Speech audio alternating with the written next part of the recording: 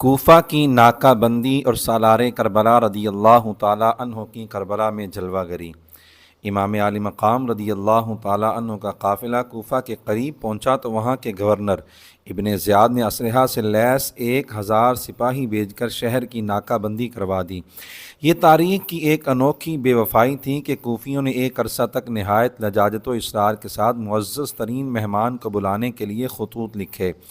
جب وہ مہمان ذی وقار تشریف فرما ہوا تو اسلحہ کے زور پر اس کا راستہ روک دیا۔ چنانچہ آپ رضی اللہ تعالیٰ عنہ تمام رفقا کے ہمراہ کوفہ کے قریبی مقام کی طرف روانہ ہو گئے۔ کربلا کے قریب پہنچے تھے کہ ایک رات امام عالی مقام رضی اللہ تعالیٰ عنہ نے کوئی خواب دیکھا اور یہ کلمات کہتے ہوئے بیدار ہوئے: انا للہ و انا الیہ راجعون والحمد للہ رب العالمین۔ بے شک ہم اللہ ہی کے ہیں، یعنی اسی کے بندے ہیں وہ جس حالت میں چاہے رکھے، اور یقیناً ہم اسی کی طرف لوٹنے والے ہیں، اور سب خوبیاں اللہ تعالیٰ کے لیے ہیں۔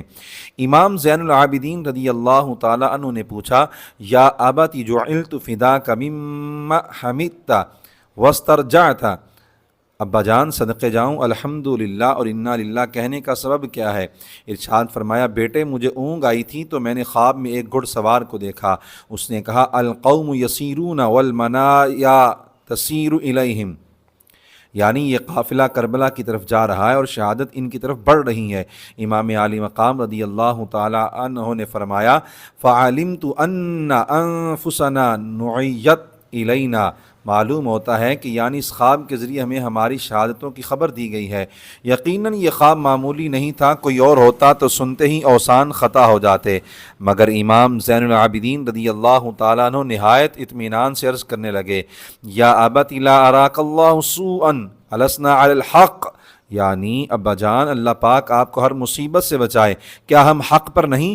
امام عالی مقام رضی اللہ تعالیٰ عنہ نے فرمایا: بلا والذی یرجع الیہ العباد، کیوں نہیں بیٹے، قسم بخدا ہم حق پر ہیں۔ شہزادہ والا شان رضی اللہ تعالیٰ عنہ نے کہا: اذن لا نبالی ان نموت محقین، یعنی جب حق پر ہیں تو کوئی پرواہ نہیں، اللہ تعالیٰ جب چاہے جہاں چاہے شہادت عطا کر دے۔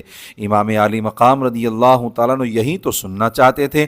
شہزادے کی جرت کو داد دیتے ہوئے فرمایا: جزاک اللہ من ولد خیر ما جزا ولدا عن والدہ، یعنی اللہ کریم نے کسی بھی والد کی طرف سے اس کے بچے کو جو جزا و ثواب عطا فرمایا، اللہ تعالیٰ تجھے میری طرف سے سب سے بہتر جزا اور صلہ عطا فرمائے۔ 2 محرم الحرام 61 ہجری کو کربلا میں پہنچے تو جگہ کا نام پوچھا، بتایا گیا اس علاقے کا نام کربلا ہے۔